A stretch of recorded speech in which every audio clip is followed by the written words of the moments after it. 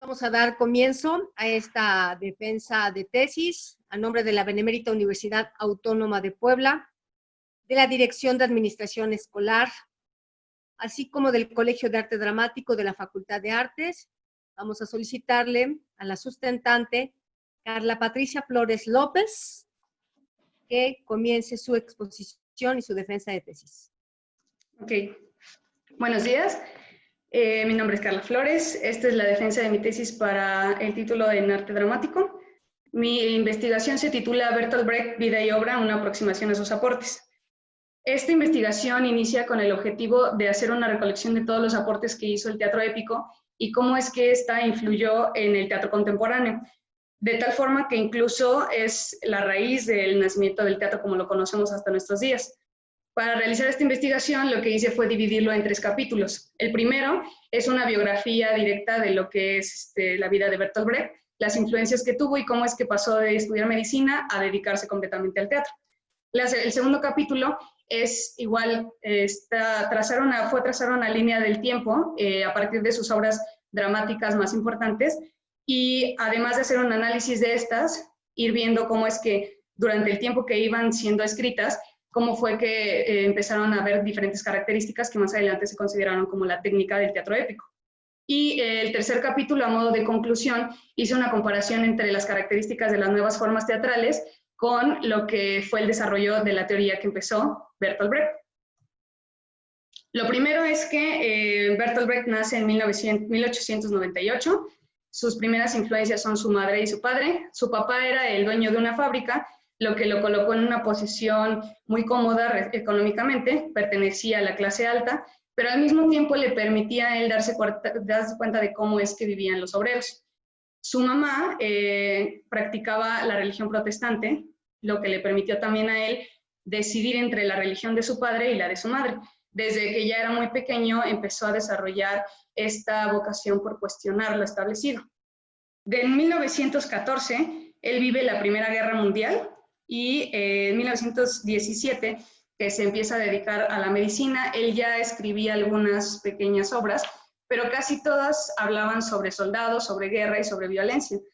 Cuando lo mandan a él a hacer su servicio militar en 1917, lo que le sucede es que cambia completamente su perspectiva, porque se da cuenta de cómo es que la guerra trataba al hombre. En ese momento, él decide terminar su carrera como médico y se dedica completamente a la literatura. En 1923 escribe la obra de La leyenda del soldado muerto y esta es la primera que lo pone en la lista negra de Hitler. Empieza a dedicarse más al teatro y ahí es donde conoce a la primera persona que le va a dar su acercamiento al mundo artístico, que es Otto Falkenberg. Otto Falkenberg se da cuenta de que la peculiaridad de Brecht es que acompañaba todas sus obras literarias con música. A Brecht lo caracterizaba mucho el tocar la guitarra y cantarlas de una forma irreverente. Además de que casi todas sus obras en ese momento estaban influenciadas por que quería hablar por el pueblo, entonces buscaba acercarlas lo más que podía a un lenguaje coloquial. Conforme fue desarrollando esta pasión por la literatura, empezó a acercarse a muchos artistas que lo influyeron enormemente, como por ejemplo Karl Valentin. Karl Valentin fue un actor llamado el payaso metafísico. Él se caracterizaba, su actuación se caracterizaba porque era demasiado física, porque era muy gestual, lo que más adelante Brecht iba a consolidar como el gestus. Empezó con la actuación, con ver las actuaciones de Karl Valentin, además de que colaboró con él en muchas obras y basó muchos de sus personajes que él escribió cuando tenía 20 años en Karl Valentin. En cuanto a la literatura, Frank Wedekind fue una de sus influencias más importantes. Él es el autor de Despertar de Primavera, una obra escandalosa que hablaba sobre sexo, suicidio y masturbación en jóvenes. Entonces, a Brecht le empieza a llamar mucho la atención el hablar sobre estos temas que no podían tocarse en sociedad, los que eran tabús, lo que era escandaloso. También fue enormemente influenciado por los poetas malditos. Gracias a ellos empezó a alejarse de los ideales burgueses y acercarse más a lo que era el nihilismo, lo que era lo bohemio, el satanismo, y se da cuenta de que la forma que ellos tenían para relatar las cuestiones sociales le parecía como la forma correcta. Otra de sus influencias en cuestión de la literatura es Francois Villon. Él es un escritor medieval del siglo XV que se caracterizaba por su lenguaje sin censura. A él lo exiliaron varias veces, igual que a Brecht, y para Brecht fue una de sus influencias más importantes en cuanto al lenguaje, y también resulta ser una de sus obras más referenciadas, como en la obra de los 3 centavos. George Büchner fue también un escritor, él es el autor de Wojciech, alemán, es del teatro de la posguerra, y Brecht se identificaba mucho por sus ideales políticos, además de que también él era un exiliado. Empieza a tomar de él el patrón de habla quebrada, su lenguaje coloquial y la yuxtaposición en cuanto a los diálogos. Una de sus influencias esenciales es Karl Marx, y a diferencia de lo que se cree, Brecht no tuvo un acercamiento desde sus inicios con él ni con su teoría del comunismo, sino fue hasta 1920 cuando él escribe la obra de la que hace de Sor Juana de los Mataderos y Santa Juana de los Mataderos, y en realidad él no entiende muy bien a Karl Marx hasta que conoce a Walter Benjamin y a Karl Korsch, que son los que le explican por qué no debía desconfiar de los líderes oficiales y le enseñan pues el verdadero comunismo. Erwin Piscator fue su mentor a partir de la dirección escénica. Erwin Piscator es el encargado de empezar con el teatro épico. Lo que hizo Bertolt Brecht fue más bien continuar con este legado. Para Piscator el teatro debía ser político, debía tener un fin social y debía estar apoyado con los datos crudos de la sociedad, de lo que estaba pasando. Él es el primero que implementa las proyecciones en una obra de teatro, además de que se caracterizaba mucho por su mecánica teatral. Este fue el primer capítulo. En el segundo capítulo empecé a explorar algunas de las dramaturgias más importantes, como la de 1918, la de Ball. Brecht le escribe cuando tenía 20 años, entonces refleja más bien en él su parte anarquista, nihilista y su afición al antiexpresionismo. Brecht se dio cuenta de que el teatro más importante en ese momento lo que hacía era intentar copiar la realidad.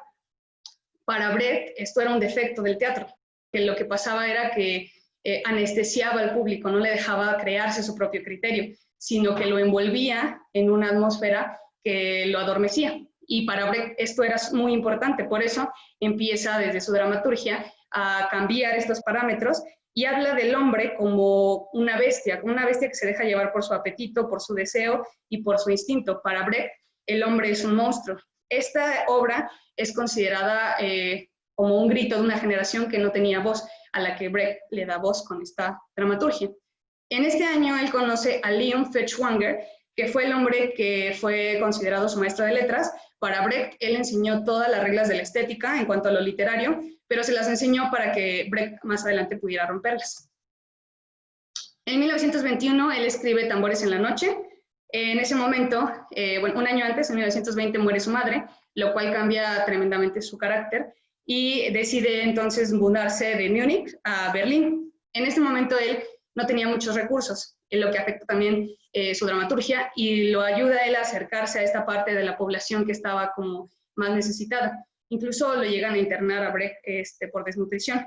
En este momento conoce a Arnold Brönnen, que es la primera persona que le presenta a muchos dramaturgos, directores y actores. Arnold Brönnen había escrito una obra que se llama Parricidium y se la presta a Brecht, le dice que quería que la dirigiera. Él en ese momento despierta la necesidad de Brecht de dirigir sus propias obras, pero con esta obra de Parricidium no lo logra. Brecht se da cuenta de que los actores no estaban preparados para lo que él necesitaba de las escenas, y ya lo que pasó al final es que Arnold Brönnen le quita la obra y la termina dirigiendo otra persona, porque Brecht llevó a los actores a tal extremo que tuvieron que renunciar. Escribe la obra de Un hombre es un hombre. En ese momento empiezan sus colaboraciones con Elisabeth Hoffmann. Elisabeth Hoffmann es uno de los personajes más importantes en la vida de Brecht y uno de los que menos tiene reconocimiento en cuanto a toda la carrera artística y a la consolidación del teatro épico. Elisabeth Hoffmann, para esto Brecht había escrito una obra con sus amigos llamada Galgay. Elizabeth Hoffmann toma esta obra y la empieza a modificar, empieza a meter personajes. Se da cuenta de que los personajes de Brecht son complejos, pero únicamente los personajes masculinos. Lo que hace Hoffmann es que empieza a meter personajes femeninos y le da una importancia y les da incluso la misión de llevar todo el mensaje social de lo que es el teatro épico. Transforma Hoffmann esta obra y en 1926 se convierte en la obra de Un hombre es un hombre. En esta obra también empiezan los primeros acercamientos con lo que sería una de las herramientas más importantes, que es el distanciamiento. Para empezar, Hoffmann pone en el personaje principal, que es la viuda de Bedwyck, un diálogo en el que habla directamente con el público y le dice directamente cuál es el objetivo de la obra y cuál es el objetivo que tiene el dramaturgo con esta obra. Además de que en el intermedio de la obra escriben un pequeño intermedio llamado El Elefantito, que era un acercamiento a lo que más adelante sería el Círculo de Tiza caucasiano, y en esta lo que hacían es que dejaban que el público interviniera en un pequeño juicio, y además de que su intervención afectaba lo que al final terminaría siendo la obra. De 1926 a 1933 empiezan unas exploraciones que serían llamadas Lehrstück.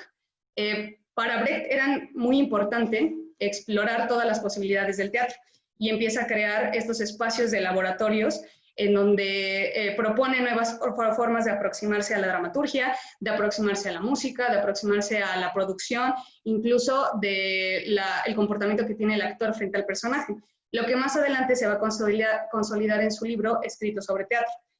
En los Lehrstück, más que nada, comienza a explorar el papel que tenía el espectador en una obra de teatro. Entonces, utilizando herramientas, por ejemplo, como que el público empezara a entrar en las obras y además de que los actores pudieran intercambiar personajes. Estas obras eran escritas específicamente para un grupo de personas, que es una característica que empiezan a implementar a partir del teatro épico, que las obras tenían que ser escritas para un cierto grupo de personas y para un cierto lugar y para un cierto tiempo. No podían reutilizarse las obras viejas. El público tenía que determinar el fin de la obra y la experiencia era una experiencia dinámica e intentaban no llevarla a una lección moral. En este tiempo, sus colaboraciones con Hoffmann era una traductora porque Brecht no hablaba muy bien inglés, entonces lo que hacían es que le pasaba todas las obras a Elizabeth y ella era la que las traducía al inglés, pero más allá de eso, esa es la única aportación que se conoce de él, más allá de eso, en realidad ella escribió muchas obras y no se le dio el crédito. La misma Elizabeth Hoffmann decía que no podía ella firmarlas con su nombre porque entonces no hubieran tenido el mismo reconocimiento que si las firmaba al nombre de Bertolt Brecht.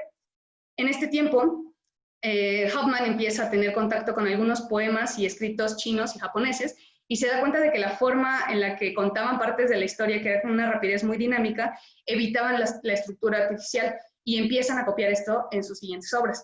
Además de que Elizabeth Hoffmann, como ya lo había mencionado antes, es la que resalta el papel de la mujer en las obras de Brecht. Antes de ella, los personajes de Brecht, las mujeres que ponía Brecht en sus obras, eran solo prostitutas que no hablaban y que no tenían en realidad ninguna relevancia.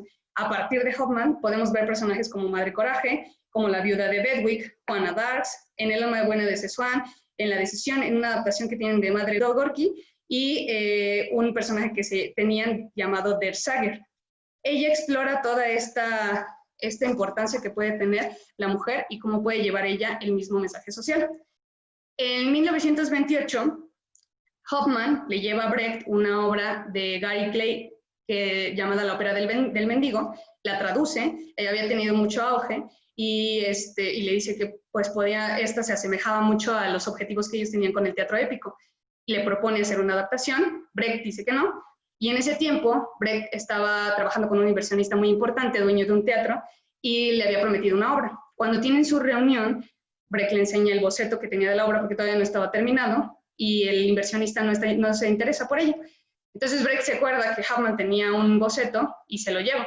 El inversionista se interesa y en ese momento firman el contrato, y a la hora de firmarlo, pues Brecht firma esa obra como suya, lo que más adelante se va a convertir en la ópera de los 3 centavos, una de las óperas más representativas del teatro épico. En esta traducción, lo que hace Hoffmann es que, inspirada en la obra de Gary Gay, utiliza los personajes como del ladrón para darle voz al pueblo. La única aportación que tuvo Brecht fue que sí le dio un poco su estilo, pero más allá de eso, solo tradujo algunas canciones y la firmó, siendo que él tenía 60% de las ganancias y Elizabeth Hoffmann solo llegó a tener un 12% de las ganancias a nivel global. Otras de las colaboraciones que tiene Brecht durante toda su carrera es con Gaspar Noé en la escenografía y con Kurt Weill en la música. Gaspar Noé fue su compañero del bachiller, él se dedicaba a la pintura y lo que hacía Brecht era que le mandaba algunos de sus escritos y Noé le mandaba algunos de sus dibujos, pensando en cómo él creía que se veía la obra. Más adelante consolidaron esta relación y ya empezó a construir escenografías para Brecht. Kurt Weill era un músico que empezó a trabajar con Brecht y se dio cuenta de que realmente él podía entender bien lo que Brecht necesitaba de la música. Para Brecht y para el teatro épico, la música no podía crear una atmósfera y apoyar una emoción, que era como se utilizaba en el teatro clásico. Para Brecht, la música tenía que ser una mediadora del mensaje. No tenía que ilustrar, no tenía que ambientar y era una estimulación para el público.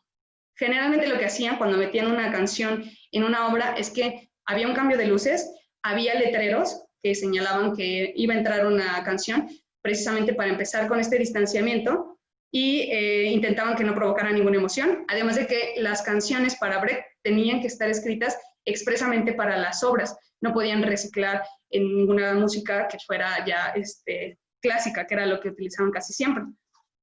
En los Lestruc, Brecht empieza a explorar todas las posibilidades que tenían los músicos, generalmente solamente utilizaba a 10 personas, entre amateurs y ya profesionales, y utilizaba 2 arcos, 6 vientos, un piano y la persecución. Y utilizaba una estructura estrófica. En cuanto a la escenografía, las imágenes que estamos viendo son algunos de los bocetos de las obras más famosas de Brecht. Y para Brecht, la escenografía no debía imitar al mundo. Entonces, buscando otra vez contrarrestar este realismo que abundaba en el teatro clásico, busca que el creador escénico sea un artesano que pudiera modificar a su naturaleza, que pudiera ser un puente entre la búsqueda de la solución a una tarea social determinada y que adecuara la escena a lo que el público, no lo que necesitaba ver, sino lo que no estaba viendo de la realidad social. Además de que empieza a trabajar de una forma que llamaría el método inductivo. Esto quiere decir, antes de Brecht, todas las escenografías ya eran planteadas desde antes de que empezaran los ensayos. O sea que ya cuando los actores llegaban, la escenografía ya estaba puesta y ya estaba determinada. Para Brecht, la escenografía tenía que probar su pertinencia en escena. Entonces, así como un actor tenía que probar que estaba ahí por una razón y que además estaba apoyando el mensaje que iban a llevar, el mensaje de crítica social o política. En 1927, Brecht empieza a interesarse por la radio. Se da cuenta de que es un medio de comunicación masivo, pero que estaba siendo mal utilizado en Alemania. Para ese momento, en Estados Unidos, ya había algunas pequeñas novelas radiofónicas que llevaban pues algunas veces algún mensaje importante a las audiencias. Brecht se da cuenta de que esta posibilidad estaba muy desperdiciada en Alemania y comienza un estudio de ella. De 1927 a 1932, él propone que la radio cumpla con 4 características importantes. La primera es que debía tener calidad en vez de cantidad, porque para ese tiempo lo único que se escuchaba en la radio alemana o eran noticias, o era música clásica, o solamente recetas de cocina, que cumplían con este fin de adormecer a la población y que dejara de preguntarse por qué estaban pasando los conflictos, cómo es que se estaban ocupando cómo es que estaba siendo repartida la economía y qué estaba pasando en cuestión o en relación a la guerra. La segunda característica que debía tener la radio era que todas las obras que se escucharan tenían que estar escritas expresamente para la radio. O sea, que todas las obras no tenían que ser tomadas de obras teatrales clásicas, sino que tenían que ser escritas por los artistas. Además de que tenía que rendir cuentas de lo que utilizaban, del dinero que se estaba utilizando y cómo lo estaban utilizando y de hacerlo público. Y por último, Brecht proponía crear instalaciones para explorar todas las posibilidades sonoras que tenían con las tecnologías que tenían en ese momento a su alcance. En 1932, Brecht escribe Santa Juana de los Mataderos. Es en este momento, como ya lo había mencionado, cuando tiene su acercamiento con Karl Marx. Él busca entender el funcionamiento del mercado de Hacienda. Entonces, empiezan, junto con Elizabeth Hoffman, a hacer una denuncia de las condiciones infrahumanas que vivían los obreros. Para ello, buscaba un personaje que fuera un héroe. Hoffman propone explorar el personaje de Juana de Arco, una líder militar de Francia de 1429, que muere como un mártir. Entonces, gracias a esta exploración y el análisis de este personaje, nace Juana d'Arc. Juana d'Arc lo que representaba era esta contradicción del gobierno cuando quería aparentar que estaba ayudando a los obreros, pero desde su postura cómoda. Entonces, Juana d'Arc hace eso durante la obra, que intenta ayudar a los obreros. Al final, su ayuda pues no termina en nada más que en su muerte como un mártir precisamente, y se da cuenta de que, Brecht se da cuenta de que para reflejar esto, la situación irónica que había en relación a los obreros y a la vida que tenía, podía utilizar el sarcasmo, podía utilizar la sátira política, y entonces empieza a representar algunos personajes de la vida real en la obra, y empieza a hacer mofa incluso de varios de los artistas clásicos más importantes de ese momento. Helene Weigel en este momento empieza a hacer colaboraciones con Brecht. Ella se va a convertir en una de sus esposas, pero más allá de su relación personal que ellos tienen, Helene Weigel es la primera actriz que colabora con Brecht, que puede representar en su forma más correcta lo que sería la técnica del actor épico. Su primera colaboración empezó con una obra llamada Madre Coraje. Madre Coraje es una obra que Brecht escribe acerca de la Segunda Guerra Mundial, pero para escribir sobre la Segunda Guerra Mundial habla sobre la Guerra de los 30 años, para hacer como una similitud entre lo que había pasado con el pueblo alemán en la Guerra de los 30 años y lo que estaba pasando en la Segunda Guerra Mundial. En Madre Coraje lo que hace es que lo sitúa a la mitad de la Guerra de los 30 años. En esta obra de 1941, lo que intentaba, o lo que logra con esta obra más bien, es hacer que el público se cuestione si es que la guerra es buena o no. Brecht no asevera que la guerra sea mala, y lo hace mediante el personaje de Madre Coraje. Ella plantea la pregunta, literalmente durante el texto, de si en realidad la guerra es tan buena como la dicen. Porque Madre Coraje resulta ser un personaje que no tiene ninguna transformación, o sea, empieza y termina de la misma forma, que era en realidad una innovación en la dramaturgia, y además no se tiene autocompasión a pesar de la situación en la que está viviendo, más bien ella le saca provecho a la guerra.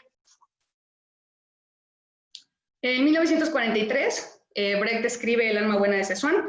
Para este momento terminan sus colaboraciones con Hoffmann, y empieza a ver un poquito más reflejado la influencia que tenía Brecht con la ópera de Pekín, En realidad, más que la ópera en sí, era la influencia que tenía de un actor en específico, llamado Mei Lin Fang, un actor que revoluciona la forma de hacer teatro. Para él, igual que Karl Valentin, empieza a darle un poco más de importancia a la gesticulación y al cuerpo que al texto como tal, lo que revoluciona el teatro que había en ese momento de la ópera de Pekín, porque los personajes ya estaban establecidos, y él se toma el atrevimiento de cambiarlo e incluso lo mejora.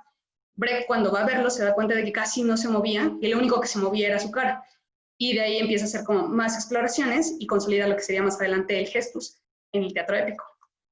En 1933, Hitler quema un lugar llamado Reichstag y culpa a los comunistas de ello. Entonces Brecht se ve obligado a exiliarse, se tiene que ir de Alemania, pasa 15 años en el exilio, y en ese momento escribe, es uno de sus momentos más prolíficos en cuanto a la dramaturgia, y una de las obras que él escribe es la de la vida de Galileo, a partir de que la primera bomba nuclear. Él se da cuenta de que el papel que estaba jugando en la ciencia en el futuro de la clase trabajadora no estaba siendo explorado por el teatro.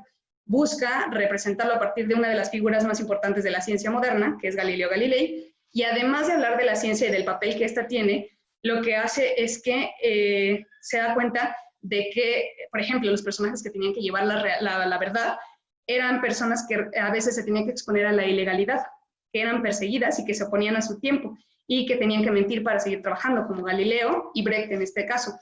Brecht decía que él no podía regresar a Alemania porque le iban a matar, pero que sí podía mientras seguir escribiendo, aunque estuviera escondido. En 1944 escribe El Círculo de Tiza Caucasiano, basado en un cuento japonés. Lo que hace Brecht es que toma este cuento japonés, pero a diferencia de solamente relatar la historia, hace que el público sea parte de esta representación. Entonces, así como en el intermedio que hace del elefantito, deja que el público decida o más bien, sí, decida el ciclo o el curso de esta historia y el final que iba a tener. Brecht regresa a Alemania, busca tener otra vez su nacionalidad alemana, porque se la habían quitado desde que estaba en el exilio, y consolida el Berlin Ensemble, que sería su compañía, y además reúne todas estas cosas que había estado aprendiendo a partir de sus influencias, a partir de sus influencias artísticas, a partir de las experiencias que había tenido, de las dramaturgias, de los Lestrup, y lo consolida todo en un libro llamado Escrito sobre Teatro. Entonces aquí es cuando la teoría toma forma. En 1956 le da una gripe viral y en su testamento deja a Helene Weigel como la heredera de toda su teoría. Muere el 14 de agosto de 1956 y sus últimas palabras, según una de sus hijas, fueron: déjenme en paz, déjenme morir en paz. Aquí es donde termina el segundo capítulo de esta investigación y haciendo un repaso de las características más importantes de lo que fue ya el teatro épico en este libro de Escrito sobre Teatro, Brecht desde el principio lo que hacía fue contradecir una sola característica de Aristóteles, no contradecir a Aristóteles como tal, sino la dramática que propone la llama dramática no aristotélica, solo por una sola cosa que a él le parecía que no tenía tanto sentido, que es la mímesis. Brecht propone que una estética que no imite la realidad. Para Aristóteles, el teatro tenía que imitar a la realidad para que pudiera haber una mímesis, que era la identificación, y de esta forma que el actor llegara a una catarsis. Para Brecht no era necesaria esta identificación y se podía renunciar a este efecto, y es sobre esta idea que basa toda su teoría de teatro épico. Sobre los actores, Brecht propone una teoría muy diferente a la que hasta ese momento se tenían.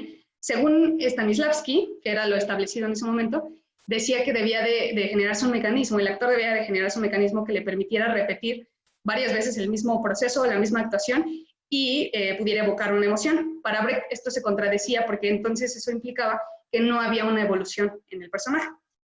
En cuanto al actor, establece algunas herramientas que le ayudan, que más adelante van a ayudarlo, para distanciarse del personaje, para crear un personaje que fuera más complejo y dual. Una de las herramientas, por ejemplo, como ya lo había mencionado en los Lestrup, era el intercambio de papeles, era, por ejemplo, inventar o recitar algunas acotaciones que no estuvieran en el texto, porque para Brecht era muy importante que el actor pudiera cuestionar lo que estaba ya escrito. Aunque él mismo fuera el dramaturgo, sus actores tenían que poder contradecir lo que él estaba diciendo. También Brecht decía que un actor tiene que ser agradable, porque está capacitado para realizar cualquier tarea, o por lo menos debería estar capacitado para realizar cualquier tarea de una forma placentera. Las imágenes que vemos son de Helene Weigel en la compañía de Berlin Ensemble. El tercer capítulo, como ya lo había mencionado, a forma de conclusión, analicé diferentes de las formas más representativas del teatro contemporáneo. En la investigación ya hice más a profundidad, como una investigación sobre las características y todo. En este momento lo que voy a hacer es una comparación de las cosas que le aporta el teatro épico, que en realidad es más bien que el teatro contemporáneo ha desarrollado toda la teoría que ya había propuesto Brecht.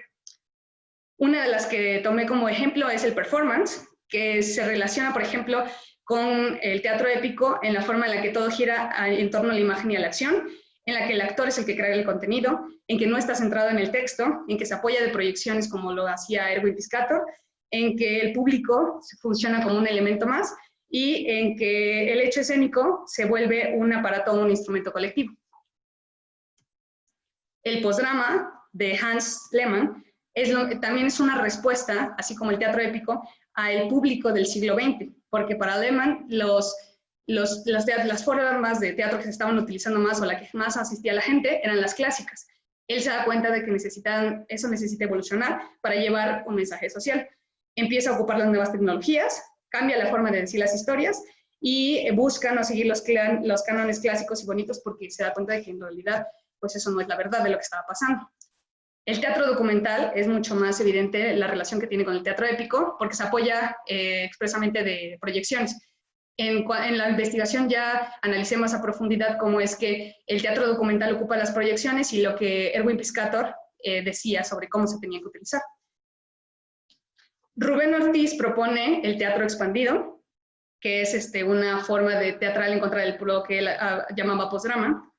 se da cuenta de que no cumple las necesidades de la escena actual, y esta forma de teatro la fundamenta en una carta de Rousseau, contraponiendo el teatro cerrado al convivio, algo que ya había empezado a explorar Brecht.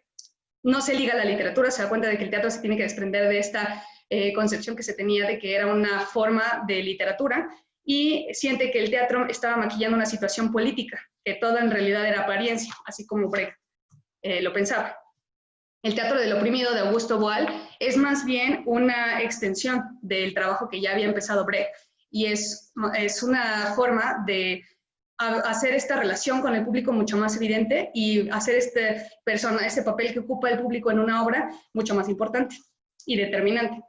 En cuanto al teatro comparado, por ejemplo, de Jorge Dubati, que enfoca todas las necesidades de la escena de acuerdo a la territorialidad, nos damos cuenta de la relación directa que tiene con Brecht, en cuanto habla de que la territorialidad dice que el teatro es lo que se interpreta de acuerdo a dónde se está escribiendo y de acuerdo a quién lo está leyendo, así como Brecht lo decía. Por último, hablé del biodrama, de Vivi Telas. Vivi Telas es una argentina que propone una forma de teatro que se construye a partir de la biografía de un personaje, de una persona, que se vuelve un personaje. Construye un microuniverso a partir de experiencias de individuos vivos, que era lo que Brecht estaba ocupando como canal para hablar de los problemas sociales. Terminando la investigación, una de las cosas que más me costaba trabajo hacer era llegar a una conclusión. Al final me di cuenta de que realmente no se podía llegar a una sola conclusión a partir de todo lo que había entendido de Bertolt Brecht, porque llegar a una conclusión precisamente sería una contrariedad de lo que Brecht esperaba del teatro. Para Brecht, el creador escénico tenía que ser alguien que cuestionara lo que ya estaba establecido, siendo de esta misma forma que no podemos decir que Brecht también es lo establecido y no puede ser cuestionado. La no conclusión es una contradicción. Yo me di cuenta de que en realidad Brecht proponía el estudio con una base del cuestionamiento a lo establecido. Brecht no deja de ser importante, sigue siendo sumamente actual, y como estudiante y futura creadora teatral, me di cuenta de la pertinencia de Brecht en nuestra sociedad, porque vivimos en un 2020 donde te siguen matando por tu color de piel, donde sigue siendo peligroso ser mujer, donde abunda la desigualdad económica, donde es peligroso salir agarrada de la mano de tu pareja si los dos son hombres o si las dos son mujeres. Y Brecht hablaba de esto en su teatro, hablaba de que tenemos que darle voz a esas minorías, que tenemos que hacer teatro que hable de esos problemas de los que nos están hablando, de que el actor tiene que asumir una postura política y para poderle dar voz a estas minorías, porque para Brecht no hay blanco o negro. Brecht propone esta alteridad donde no es ser mujer o ser hombre, sino que hay una gama de posibilidades que hay que explorar y a las que se les tiene que dar voz también, porque no hay solamente blancos o negros, sino que hay una gama de posibilidades, y en esta gama de posibilidades también habemos los que tenemos historias que han de ser contadas, porque no solamente hay hombres y mujeres, sino hay que explorar toda esta gama de posibilidades, y Brecht nos propone eso con la consolidación del teatro épico. Me doy cuenta de que esta teoría es necesaria en una sociedad donde hay que tomar una postura política para hablar en favor de lo que nos pasa a nosotros y de lo que pasa a los que no pueden decirlo. Brecht se consolida en el 2020 como urgente y necesario. Su estudio siempre ha sido pertinente, y como dice Sáenz, hablar de Brecht es como hablar de cualquier otro escritor sobre el que se hayan escrito 1000 veces más páginas de las que él mismo escribió, y no resulta fácil, ya que lo he intentado en más de una ocasión y siempre describo a un Brecht que es nuevo para mí. Gracias.